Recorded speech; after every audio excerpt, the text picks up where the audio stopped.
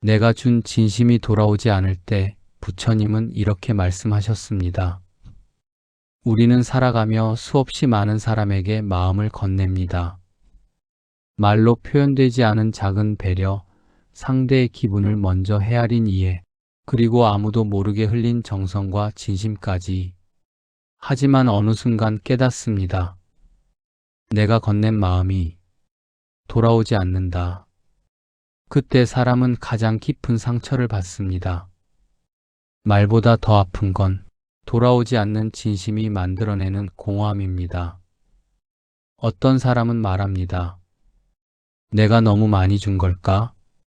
또 어떤 사람은 말합니다. 왜 나는 늘 이렇게 되는 걸까? 부처님께서는 이런 마음에 대해 아주 깊이 있는 말씀을 하셨습니다.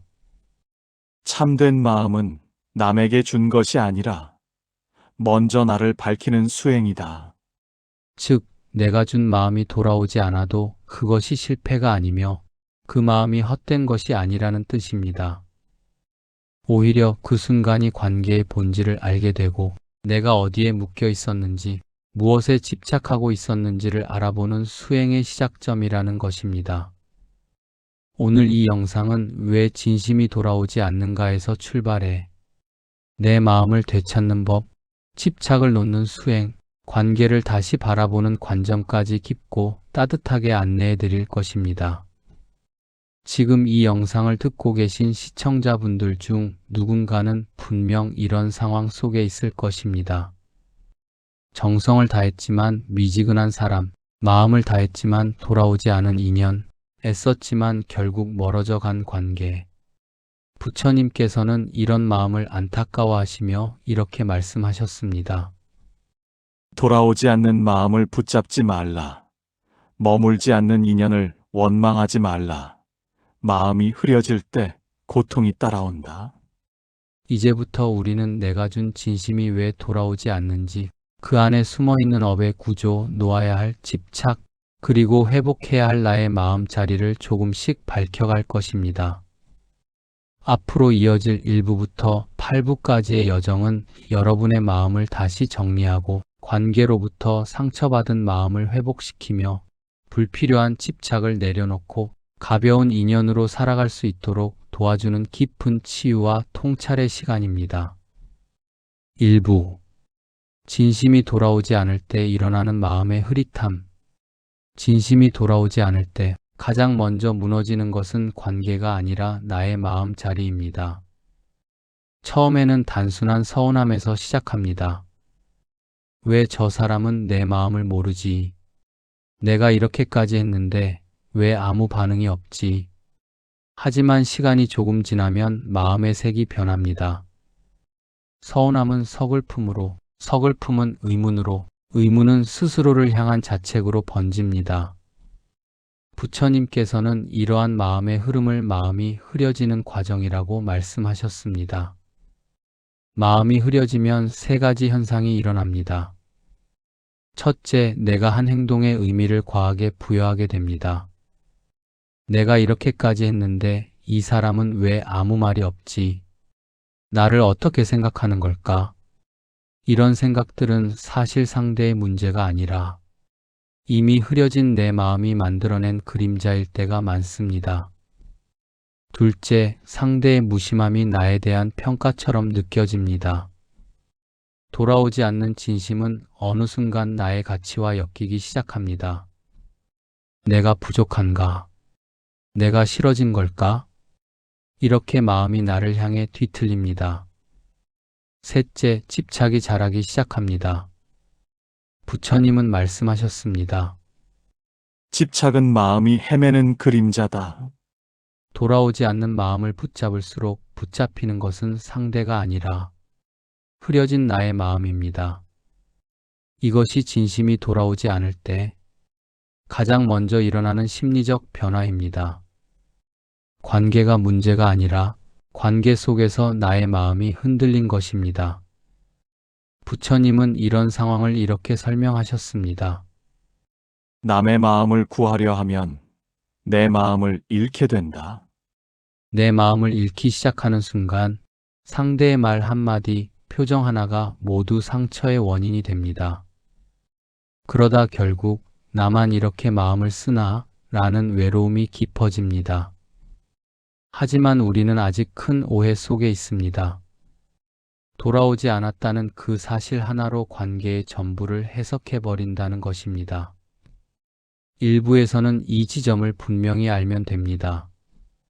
내 진심이 돌아오지 않아 아픈 것이 아니라 돌아오지 않은 그 마음을 통해 내가 어디에서 무너지고 있는지를 보지 못할 때 진짜 고통이 시작된다는 것입니다.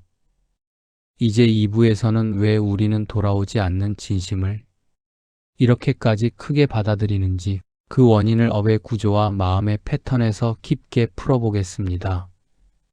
2부. 왜 우리는 돌아오지 않는 진심에 이렇게 크게 흔들리는가? 사람은 누구나 마음을 주고받으며 살아갑니다. 그런데 내가 준 마음이 그대로 돌아오지 않을 때 유독 크게 흔들리는 사람이 있습니다. 그 이유는 단순히 상대 때문이 아닙니다. 부처님께서는 이것을 업의 구조, 마음의 패턴, 기대의 집착이라는 세 가지 관점에서 설명하셨습니다. 1. 마음이 흔들리는 첫 번째 이유. 내가 준 마음에 스스로 의미를 너무 많이 얹어놓았기 때문입니다. 누군가에게 마음을 줄 때 우리는 사실 상대만 바라보는 것이 아닙니다. 보이지 않는 곳에서 내가 준 마음의 가치를 함께 바라보고 있습니다. 이 정도면 고마워해야지. 이만큼 해줬으면 나도 소중히 여겨주겠지. 적어도 같은 만큼은 돌려줄 거야. 이 기대는 자연스럽게 생겨나는 것처럼 보이지만 부처님은 이것을 은근한 집착이라고 보셨습니다.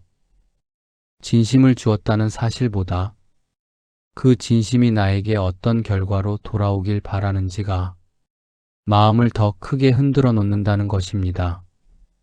2. 두 번째 이유. 이 관계를 통해 내가 인정받고 싶다는 은밀한 욕구 때문입니다. 부처님은 인간의 고통을 깊이 관찰하시며 이렇게 말씀하셨습니다. 인정받고자 하는 마음이 크면 상대의 무심함도 큰 상처가 된다. 우리는 생각보다 자주 관계를 통해 내 존재를 확인하려고 합니다. 그래서 상대가 내 마음을 잘 받아주면 그래, 나는 가치 있는 사람. 이런 느낌이 들고 상대가 무심해지면 나는 별것 아닌 사람이었나. 이런 결론을 내려버립니다. 하지만 이 결론은 상대가 만든 것이 아니라 흔들린 내 마음이 만들어낸 허상일 때가 많습니다. 3. 세 번째 이유. 과거의 상처가 현재의 관계를 잡아당기기 때문입니다.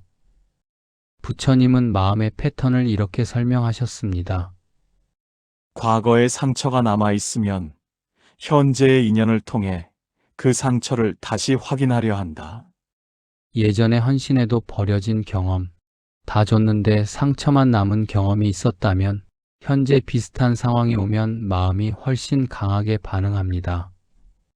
왜냐하면 마음은 현재의 관계를 보지 못하고 과거의 상처를 다시 재현하려 하기 때문입니다. 그래서 매우 작은 무심함에도 마음이 흔들리고 돌아오지 않는 진심 앞에서 또다시 내가 버려지는구나라고 느낍니다. 이것은 상대의 문제가 아닙니다. 아직 치유되지 않은 내 상처의 잔향이 관계 위로 겹쳐 비쳐 보이기 때문입니다. 4. 네 번째 이유. 내가 주는 만큼 받아야 한다는 교환적 관계 방식 때문입니다. 부처님은 관계를 이렇게 나누셨습니다. 받기 위해 주는 관계, 주는 것 자체가 수행이 되는 관계, 전자를 거래적 관계, 후자를 수행적 관계라고 하셨습니다. 문제는 우리가 진심을 주는 순간에도 무의식적으로 이렇게 생각한다는 점입니다. 이 정도는 받아야 하지 않을까? 이만큼 했으니 적어도 이 정도는 돌아와야지. 그리고 돌아오지 않으면 관계 전체가 부정되기 시작합니다. 하지만 부처님은 이렇게 말씀하셨습니다. 주는 마음이 순수할수록 기대는 사라지고 상처도 사라진다.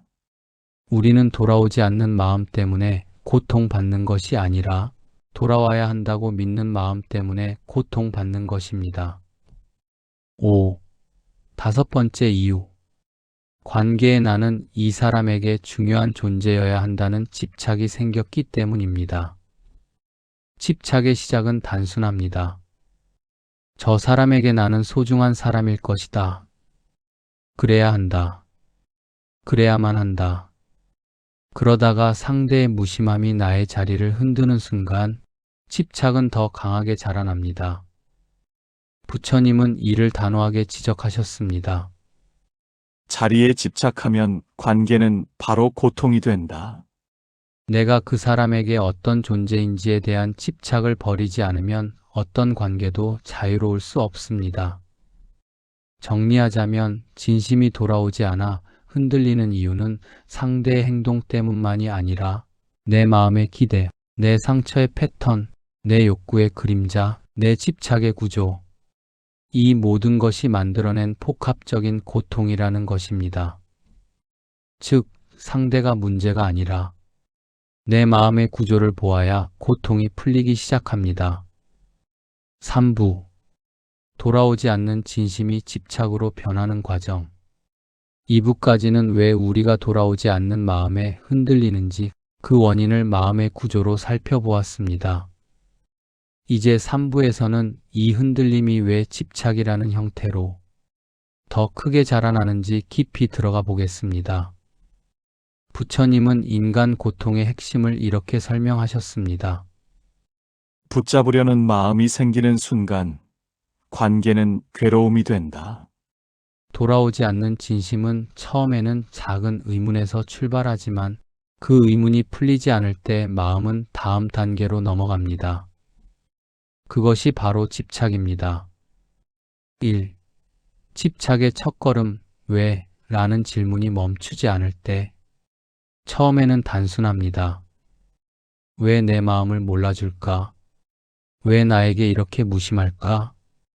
하지만 이 왜는 상대에게 향하는 질문이 아니라 사실은 나의 불안을 확인하는 질문입니다. 답을 얻지 못하면 마음은 더 깊이 파고듭니다. 내가 뭘 잘못했나? 내가 부족한 걸까? 나를 떠난 건가? 이 질문들은 이미 진심이 아니라 관계를 잃을까 두려운 마음에서 나온 것입니다. 그 지점부터 집착이 시작됩니다. 2. 집착의 두 번째 단계, 사람이 아니라 관계의 결과를 붙잡기 시작할 때 처음엔 상대를 좋아했습니다. 상대라는 사람을 바라보았습니다. 하지만 시간이 지나면 사람보다 그 관계가 가져다주는 안정감을 더 붙잡습니다. 이 관계가 사라지면 어떡하지? 이 사람이 멀어지면 나는 어떻게 될까? 부처님은 이를 이렇게 설명하셨습니다. 사람을 사랑하지 않고 사람을 통해 얻는 느낌을 사랑할 때 집착이 자란다. 즉, 상대가 중요한 것이 아니라 상대에게서 얻고 싶은 감정을 놓지 못하기 때문에 집착이 더 강해지는 것입니다. 3. 집착의 세 번째 단계, 상대의 무심함을 나를 향한 부정으로 해석할 때 상대가 바빠서 연락이 늦을 수도 있고 성향상 표현이 서툴 수도 있습니다. 하지만 집착이 자라면 상대의 모든 행동이 나와 연결됩니다. 내 마음이 부담스러운가?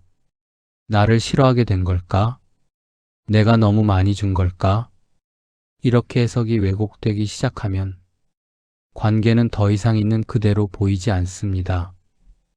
마음이 이미 잃어버릴까 두려운 상태이기 때문입니다. 부처님은 이 상태를 마음이 스스로 만든 환영을 바라보는 때라고 하셨습니다. 환영을 보게 되면 상대의 작은 말 한마디도 큰 상처로 느껴집니다. 4. 집착의 네 번째 단계, 스스로를 깎아내리기 시작할 때 집착이 심해질수록 두려움은 자신을 향합니다. 내가 부족해서 그런가? 내가 더 잘했어야 했나? 내가 사랑받을 가치가 없는 건가? 하지만 이것은 사실이 아닙니다. 이는 집착이 만든 내면의 목소리입니다. 부처님은 말씀하셨습니다. 마음이 흐려지면 자신을 향한 비난을 사실로 착각한다. 이 목소리에 끌려가기 시작하면 더 많이 주고, 더 많이 노력하고, 더 많이 매달리고 싶어집니다. 그러나 마음이 이렇게 움직일수록 집착은 더 빠르게 자라납니다. 5. 집착의 마지막 단계, 상대가 내 감정을 책임져야 하는 사람처럼 느껴질 때, 집착이 깊어지면 이런 생각이 듭니다.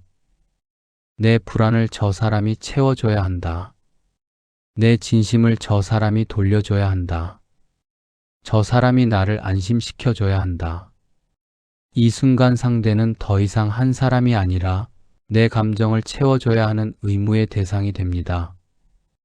그리고 이런 기대는 상대에게 부담이 되고 결국 관계는 더 멀어지게 됩니다. 부처님은 이것을 욕망이 인연을 밀어낸다고 설명하셨습니다. 돌아오지 않는 진심이 집착으로 변하는 과정은 상대 때문이 아니라 내 마음이 흔들리며 만들어낸 불안, 두려움, 상실감의 자연스러운 흐름입니다. 집착은 죄가 아니라 내 마음이 아프다는 징표입니다. 이제 4부에서는 이 집착이 왜 나를 더 힘들게 만들고 왜 관계까지 무너뜨리는지 부처님의 가르침을 바탕으로 깊이 풀어보겠습니다. 4부. 집착이 나를 더 힘들게 만들고 결국 관계까지 무너뜨리는 이유. 3부에서는 돌아오지 않는 진심이 어떻게 집착으로 변하는지 그 과정을 살펴보았습니다. 이제 4부에서는 그 집착이 왜 나를 더 고통스럽게 하고 왜 결국 관계까지 무너뜨리게 되는지 부처님의 가르침을 바탕으로 깊이 풀어보겠습니다. 1. 집착이 강해질수록 내 마음의 중심이 사라지기 때문입니다. 집착이 생기면 마음의 중심이 나에게서 상대로 옮겨갑니다. 처음에는 단순한 마음이었습니다. 저 사람이 소중하다. 잘 지내고 싶다. 하지만 집착이 자라면 마음의 중심은 이렇게 바뀝니다. 저 사람이 나를 어떻게 생각할까? 저 사람이 내 감정을 어떻게 대할까? 저 사람이 나에게 어떤 반응을 해줄까? 부처님은 이런 마음이 자리를 잃었다고 표현하셨습니다. 자리를 잃은 마음은 아주 작은 변화에도 크게 흔들립니다. 상대의 말 한마디, 표정 하나, 잠시 늦은 답장에도 마음 전체가 흔들려 버립니다. 중심이 사라진 마음은 평온을 잃고 불안만 키워갑니다. 2. 집착은 내가 만든 상상 속 관계에 나를 가두기 때문입니다. 부처님은 마음의 환영을 이렇게 설명하셨습니다. 마음이 맑지 않으면 사실을 보지 못하고 상을 본다. 집착이 강해지면 우리는 상대를 있는 그대로 보지 못합니다. 내가 원하는 모습, 내가 두려워하는 모습, 내가 상상하는 모습으로 상대를 바라봅니다. 그 순간부터 관계는 실제의 관계가 아니라 내가 만든 허상의 관계가 됩니다. 실제 상대는 그렇게 생각하지 않을 수 있습니다. 그냥 바쁜 것일 수도 있고, 원래 표현이 적은 사람일 수도 있고, 단지 마음의 스타일이 나와 다를 수도 있습니다. 그런데 집착은 상대의 모든 행동을 나를 향한 의미로 해석하게 만듭니다. 그 순간 관계는 이미 왜곡됩니다. 그리고 왜곡된 관계는 당연히 오래 버틸 수 없습니다. 3. 집착은 상대를 잃을까 두려운 마음에서 나오기 때문입니다. 부처님은 집착을 이렇게 정의하셨습니다. 없어질까 두려워 붙잡는 마음이 집착이다. 이 두려움은 두 가지 방식으로 드러납니다. 첫째, 더 많이 주려는 방식. 둘째, 상대의 반응을 과도하게 요구하는 방식. 둘 다 깊은 두려움에서 나온 것이기 때문에 결국 나를 지치게 하고 상대를 부담스럽게 합니다. 부처님은 말씀하셨습니다. 두려움에서 시작된 관계는 언젠가 두려움으로 끝난다. 두려움은 상대에게 전해지고 상대는 이유 없이 마음이 무거워집니다. 그러면서 관계는 점점 멀어집니다. 4. 집착은 조건을 만들고 조건은 관계를 무너뜨립니다. 부처님께서는 인간관계를 단둘로 나누셨습니다. 조건을 붙이는 관계, 조건 없이 바라보는 관계. 집착이 생기면 관계의 조건이 붙기 시작합니다. 내가 이만큼 했으니 너도 이만큼 해줘야 해. 내가 마음을 줬으니 너도 나에게 집중해야 해. 너는 내 감정을 책임져야 해. 이 조건들은 상대에게 보이지 않는 사슬이 됩니다. 그리고 그 사슬은 상대의 마음을 점점 답답하게 만듭니다. 결국 두 사람 사이에 숨통이 막히게 됩니다. 부처님은 이를 기대가 인연을 병들게 한다고 하셨습니다. 기대가 클수록 실망도 커지고 실망이 커질수록 책임을 묻고 싶어지고 책임을 묻기 시작하면 관계는 무너지기 시작합니다. 5. 집착은 결국 자신을 잃게 만듭니다. 집착의 마지막 단계는 상대를 잃는 것이 아니라 나를 잃는 것입니다. 부처님은 이런 말씀을 남기셨습니다. 자신을 잃은 사람은 남을 붙잡으려 한다. 집착은 나를 소진시키고 내 가치를 흔들어 놓고 내 감정을 상대에게 의존하게 만들고 결국 관계보다 더 큰 상처를 남깁니다. 상대를 잃어서 아픈 것이 아닙니다. 흐려진 마음 속에서 나를 잃어버린 것이 더 큰 아픔입니다. 이것이 집착이 왜 나를 더 힘들게 만들고 관계까지 무너뜨리는 근본 이유입니다. 5부. 부처님이 알려주신 집착에서 벗어나 마음을 되찾는 법. 4부에서는 집착이 왜 나를 힘들게 하고 왜 결국 관계까지 무너뜨리는지 살펴보았습니다.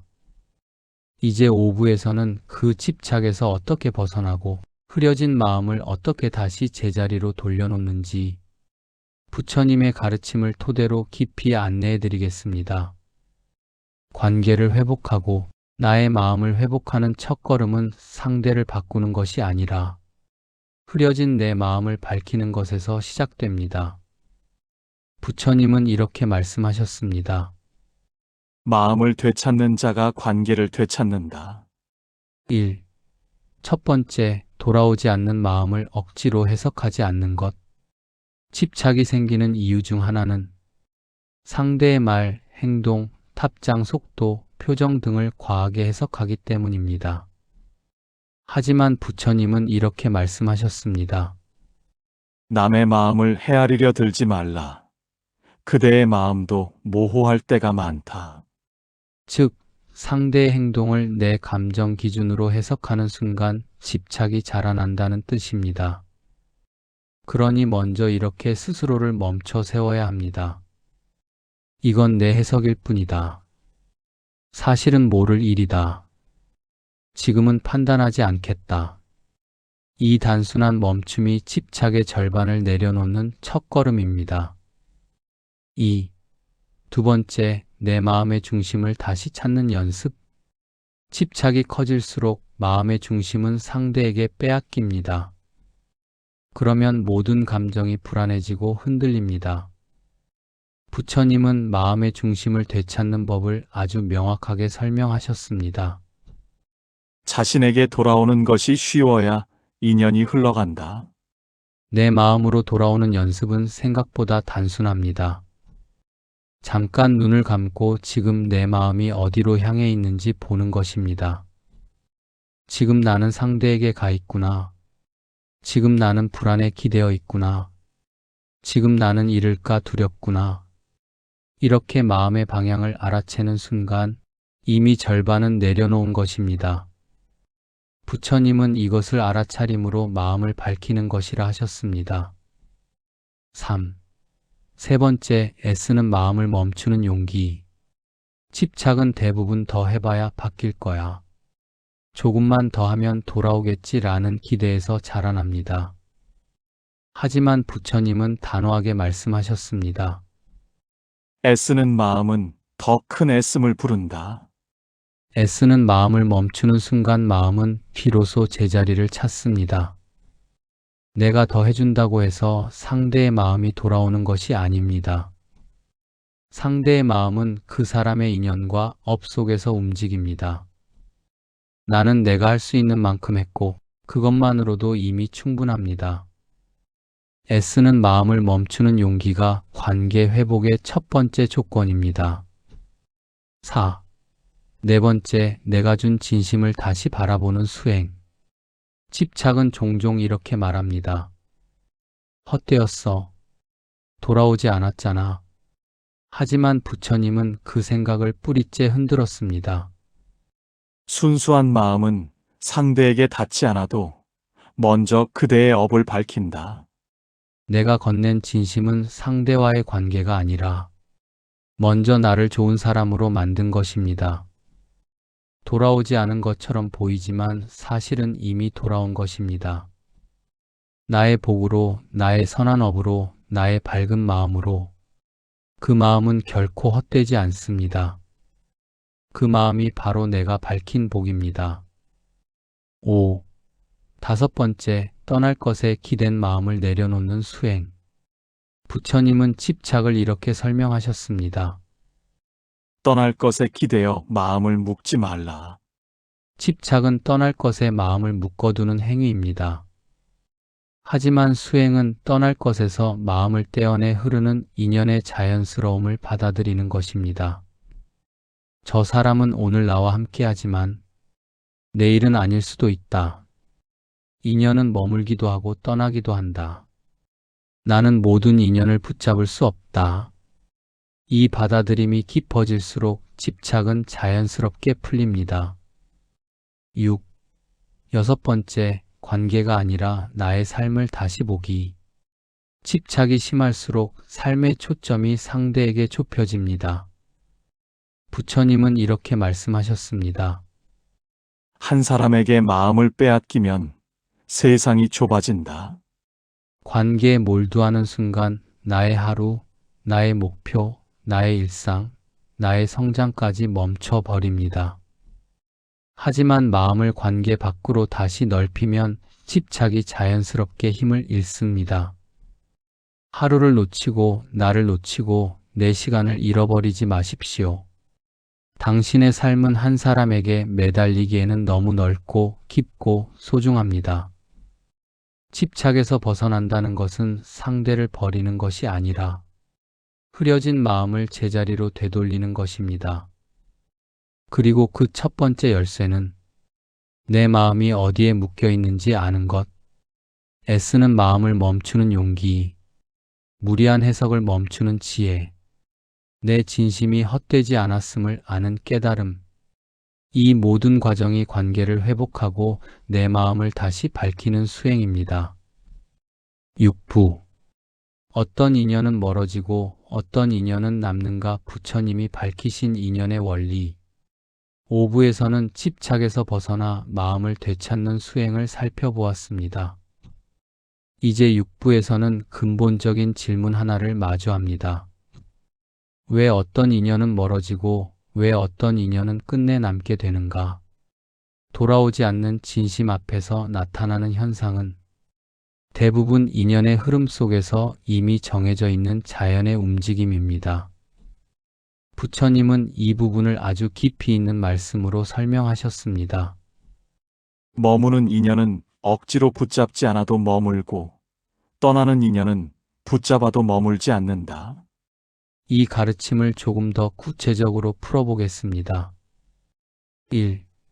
첫 번째 원리, 인연은 감정이 아니라 업으로 이어진다. 우리는 흔히 관계가 감정으로 이어진다고 생각합니다. 좋아하면 함께 있고, 정이 들면 지속되고, 미워지면 멀어진다고 말합니다. 하지만 부처님은 이렇게 말씀하셨습니다. 인연은 감정으로 이어지는 것이 아니라 업으로 이어진다. 즉, 감정은 변하고 기분은 흔들리지만 업으로 연결된 인연은 감정의 변화와 상관없이 서로를 이끌게 됩니다. 반대로 감정이 아무리 커도 업으로 연결되지 않은 인연은 어느 순간 자연스럽게 멀어집니다. 그래서 때로는 최선을 다했는데도 관계가 끊기고 별로 노력하지 않아도 함께 가는 사람이 생기는 것입니다. 2. 두 번째 원리, 머무를 인연은 요구하지 않는다. 머무를 인연은 내가 힘을 주어 붙잡지 않아도 흘러오고 머물러 줍니다. 부처님은 이렇게 말씀하셨습니다. 머무는 인연은 그대의 애씀을 필요로 하지 않는다. 반대로 떠날 인연은 내가 아무리 잘해도 최선을 다해도 온 마음을 주어도 머무르지 않습니다. 왜냐하면 그 인연은 머물 인연의 그릇이 아니기 때문입니다. 여기서 중요한 것은 내가 잘못해서 떠나는 것이 아니라는 사실입니다. 떠나는 인연은 원래 떠날 인연일 뿐입니다. 3. 세 번째 원리, 인연은 마음의 단계에 따라 교체된다. 부처님은 인간의 성장을 마음의 단계로 설명하셨습니다. 마음이 밝아지는 단계가 올라갈수록 머무는 인연이 바뀌고 떠나는 인연도 자연스럽게 생겨납니다. 마음의 높이가 달라지면 머무는 사람도 달라진다. 예전에 잘 맞았던 사람이 지금은 이유 없이 멀어지는 이유는 둘 중 하나 혹은 둘 다 마음의 단계가 달라졌기 때문입니다. 한 사람이 성장하면 다른 사람이 불편해질 수 있고 반대로 성장하지 않는 사람이 성장한 사람 옆에 머무르기 힘들어질 때도 있습니다. 그래서 멀어짐이라는 현상은 상대의 문제가 아니라 두 사람의 마음 단계가 자연스럽게 달라진 결과일 때가 많습니다. 4. 네 번째 원리, 인연은 교훈을 남기고 떠난다. 부처님은 모든 관계에는 두 가지 목적이 있다고 하셨습니다. 하나는 머무르는 목적, 하나는 배움을 주는 목적. 떠나는 인연의 대부분은 머무를 인연이 아니라 배움을 주기 위해 왔다가 떠나는 인연입니다. 이런 인연은 돌아오지 않는 진심, 미묘한 서운함, 어긋나는 기대, 흩어지는 거리감 속에서 우리에게 한 가지 교훈을 남기고 나갑니다. 그 교훈은 이렇습니다. 너무 많은 마음을 걸지 마라. 너의 중심을 잃지 마라. 그리고 그 배움은 다음 인연에서 더 깊은 복을 만들게 됩니다. 5. 다섯 번째 원리, 인연의 끝은 실패가 아니라 정리다. 부처님은 인연의 끝을 절대 실패라고 부르지 않았습니다. 그 대신 이렇게 표현하셨습니다. 어떤 인연은 더 이상 함께 갈 필요가 없어 여기서 멈춘다. 관계가 멀어지는 것은 누군가 잘못했기 때문이 아니라 서로의 마음과 업이 2단계에서의 역할을 다했기 때문입니다. 그 역할이 끝났다면 자연스럽게 정리되는 것이 가장 평화로운 마무리입니다. 우리는 멀어짐을 두려워하지만 사실 그것은 내가 더 넓은 인연으로 나아가라는 마음의 변화 신호일 수 있습니다. 6. 여섯 번째 원리, 끝난 인연 뒤에는 새로운 자리가 생긴다. 인연은 빈자리가 생기지 않으면 새로운 인연이 들어오지 않습니다. 부처님은 이 원리를 이렇게 설명하셨습니다. 구름이 물러나야 하늘이 드러난다. 떠난 인연, 머물지 않은 인연은 새로운 사람을 맞이할 자리를 만들어주는 과정입니다. 돌아오지 않는 진심 때문에 마음이 어두워졌다면 그 어두움은 새로운 사람을 맞이할 준비 과정일 수 있습니다. 관계가 비워질 때 그 자리는 늘 더 좋은 인연으로 채워집니다. 단, 우리가 그 자리를 집착으로 막아두지만 않는다면 어떤 인연은 멀어지고 어떤 인연은 남는 이유는 업의 구조, 마음의 단계, 배움의 목적, 관계의 그릇, 새로운 인연을 위한 자리, 이 모든 것들이 맞물려 자연스럽게 일어나는 법칙입니다. 돌아오지 않는 마음 앞에서 우리가 깨달아야 할 진실은 단 하나입니다. 흘러갈 인연은 흘러가고 머무를 인연은 어떤 상황에서도 머문다. 이제 7부에서는 돌아오지 않는 마음을 어떻게 내려놓고 평온한 마음으로 관계를 다시 바라볼 수 있는지 마음 수행의 핵심을 더 깊이 안내해 드리겠습니다. 7부. 돌아오지 않는 마음을 내려놓고 평온을 회복하는 수행. 6부에서는 어떤 인연은 머물고 어떤 인연은 떠나는지 부처님의 인연 법칙을 통해 살펴보았습니다. 이제 7부에서는 돌아오지 않는 진심을 어떻게 내려놓고 흔들린 마음의 평온을 되찾을 수 있는지 가장 실질적인 마음 수행을 안내해 드리겠습니다. 부처님은 집착으로 흐려진 마음을 뿌옇게 흐린 물에 비유하셨습니다. 흔들면 흔들수록 더 흐려지고 가만히 두어야 비로소 맑아집니다. 따라서 마음을 되찾는 방법은 마음을 억지로 바꾸는 것이 아니라 흐려진 마음을 조용히 맑혀주는 수행입니다. 부처님이 밝히신 내려놓음의 핵심은 아주 단순하지만 인생 전체를 바꾸는 깊이를 갖고 있습니다. 1. 첫 번째 수행, 나는 충분히 했다. 자기 부정의 굴레를 끊는 선언. 부처님은 집착이 가장 먼저 공격하는 대상이 상대가 아니라 나 자신이라고 하셨습니다. 내가 부족해서 이렇게 된 건가? 내가 더 잘했어야 했나? 내가 사랑받을 자격이 없나? 이런 마음들은 상대의 무심함이 아니라 내가 나에게 남긴 상처입니다. 이때 바로 해야 하는 수행이 있습니다. 나는 내가 할 만큼 했다. 나는 이미 충분하다. 내 마음은 헛되지 않았다. 이 짧은 문장은 흔들린 마음을 제자리로 돌려놓는 가장 강력한 선언입니다. 나를 탓하는 순간 집착은 다시 자라나지만 나를 인정하는 순간 집착은 힘을 잃습니다. 2. 두 번째 수행, 반응하지 않는 연습, 흐려진 마음을 지키는 가장 강한 힘. 부처님은 이렇게 말씀하셨습니다. 마음이 불편할 때는 말도 행동도 줄이라. 마음이 흐려진 상태에서 하는 행동은 대부분 집착에서 나오기 때문입니다. 더 길어진 메시지, 더 애써 보내는 안부, 반응을 확인하려는 재촉, 마음을 돌려달라는 무언의 신호. 이 모든 행동은 상대를 위한 것이 아니라 흐려진 마음이 만들어낸 불안입니다. 따라서 마음이 괴로울 때 해야 할 일은 움직이는 것이 아니라 멈추는 것입니다.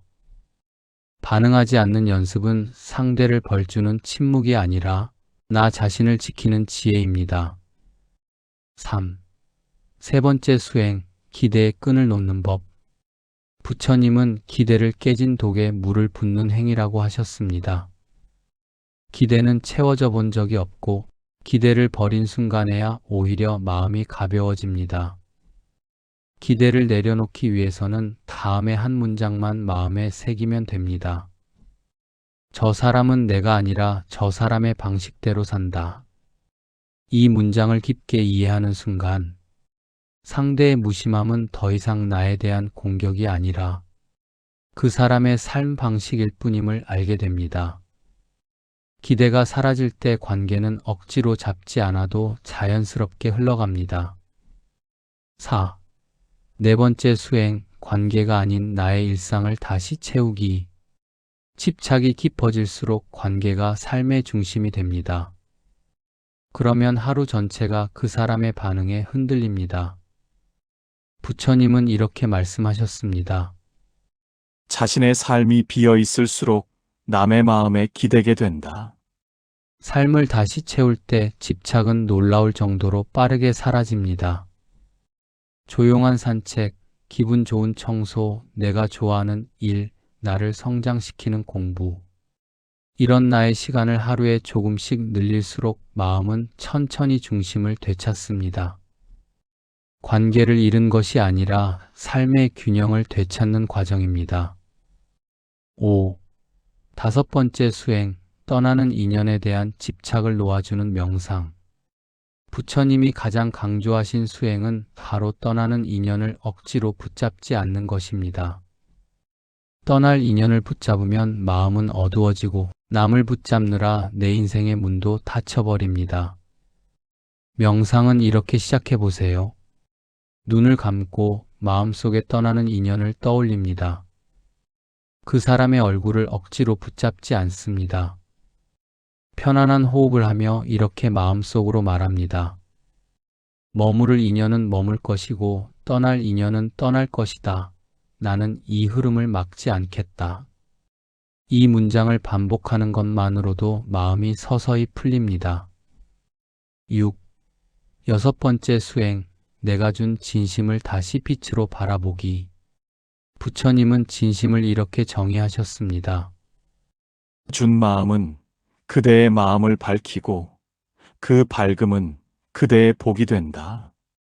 돌아오지 않는 마음 앞에서 가장 많이 드는 생각은 괜히 줬나 입니다. 하지만 그 마음은 틀렸습니다. 내가 준 진심은 상대에게 돌아오지 않아도 이미 나의 복으로 돌아와 있습니다. 그 복은 내 마음의 깊이가 되고 내 인연의 질이 되고 내가 앞으로 맞이할 사람들에게 더 따뜻한 마음으로 이어집니다. 진심이 헛된 적은 단 한 번도 없습니다. 7. 일곱 번째 수행, 내가 내 마음을 지키겠다는 결정.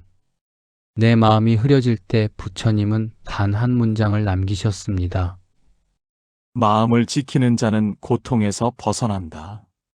여기서 말하는 마음을 지킨다는 것은 상대를 멀리한다는 뜻이 아니라 내 마음을 상대에게 의존하지 않겠다는 결심입니다. 저 사람이 변해도 나는 무너지지 않겠다. 내 마음은 내가 지키겠다. 내 행복의 주인은 나다. 이 결정이 내려지는 순간 집착은 더 이상 자랄 수 없고 마음은 평온을 되찾기 시작합니다. 내려놓음은 포기가 아니라 평온으로 돌아가는 길입니다. 부처님은 말씀하셨습니다. 마음을 놓아버릴 때 그대는 그 마음을 되찾는다. 돌아오지 않는 진심에 흔들렸던 마음, 상대를 붙잡느라 지쳤던 마음, 스스로를 의심하던 마음이 이제 조금씩 제자리를 찾아갑니다. 이제 8부에서는 마음을 되찾은 뒤 관계의 본질을 새롭게 바라보는 마지막 통찰을 전해드리겠습니다. 8부. 관계의 본질을 다시 바라보는 마지막 통찰, 흔들리지 않는 마음으로 인연을 바라보는 법. 7부에서는 돌아오지 않는 마음을 내려놓고 평온을 회복하는 수행을 살펴보았습니다. 이제 8부에서는 관계를 다시 바라보는 깊은 통찰, 즉 마음을 되찾은 사람이 인연을 어떻게 대하는가에 대해 부처님의 가르침을 바탕으로 마무리하겠습니다. 돌아오지 않는 진심 때문에 흔들렸던 마음이 이제는 조금씩 가라앉기 시작했습니다. 그 마음이 다시 고요해질 때 비로소 우리는 관계의 본질을 볼 수 있게 됩니다. 부처님은 인간관계의 본질을 아주 단순한 문장 하나로 설명하셨습니다. 인연은 머무르는 동안만 소중하고 떠날 때에도 소중한 법이다. 이 말 속에는 관계의 시작과 끝, 기쁨과 서운함, 가까워짐과 멀어짐이 모두 자연스럽다는 깊은 깨달음이 담겨 있습니다. 1.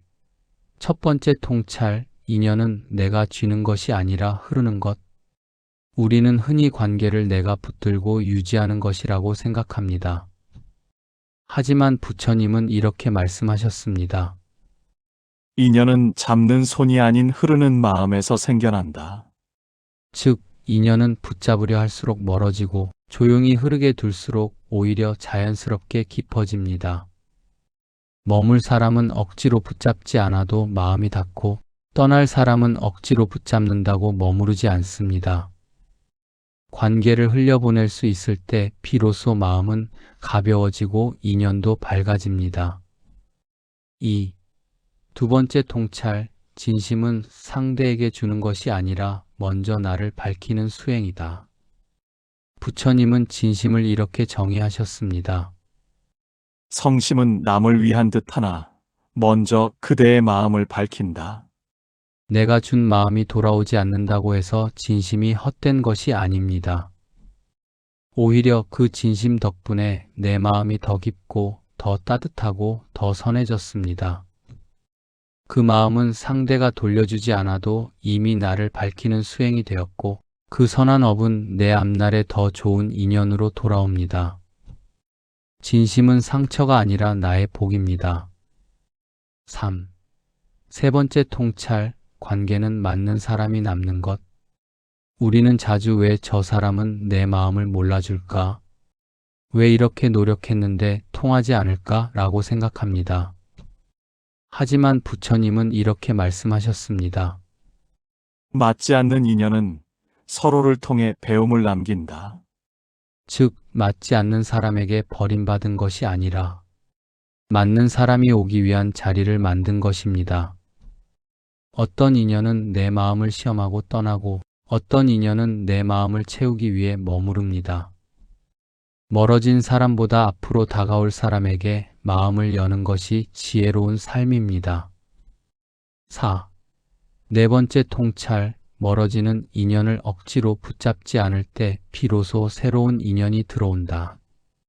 부처님은 인연의 흐름을 물의 자리로 비유하셨습니다.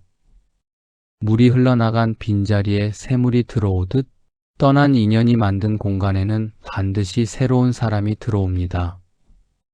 그 자리를 집착으로 막아두지 않으면 더 평온한 사람, 더 따뜻한 사람, 더 맞는 사람이 그 자리를 자연스럽게 채웁니다.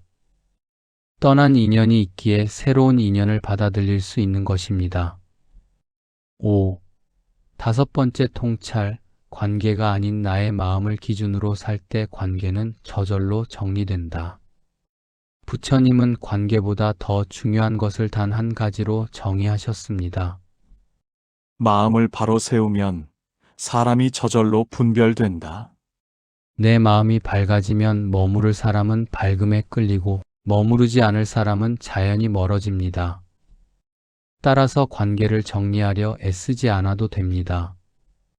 내가 마음을 지키면 인연의 정리와 선택은 자연스럽게 이루어집니다. 6. 여섯 번째 통찰, 이 인연의 끝이 아니라 내 마음의 새로운 시작에 집중하라.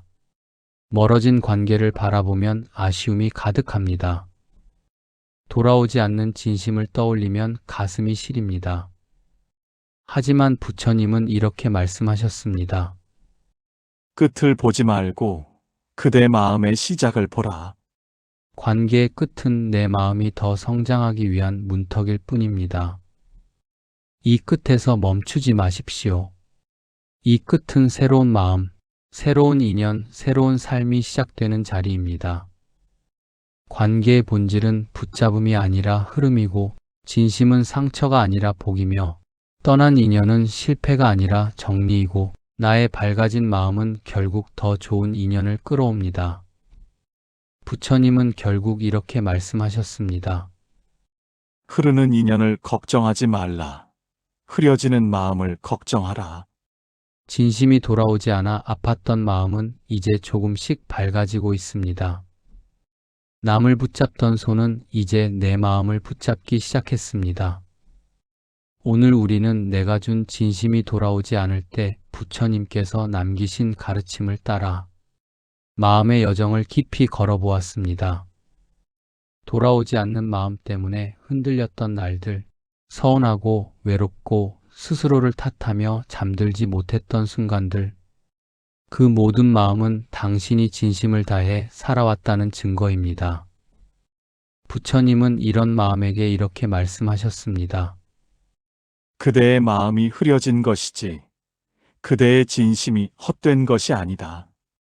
당신이 준 마음은 헛되지 않았습니다. 그 마음은 상대에게 닿든 닿지 않든 먼저 당신의 마음을 밝히고 당신의 업을 맑히는 선한 힘이 됩니다.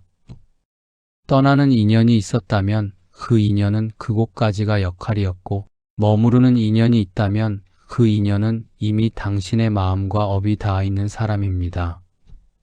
그러니 이제 억지로 붙잡지 않아도 됩니다.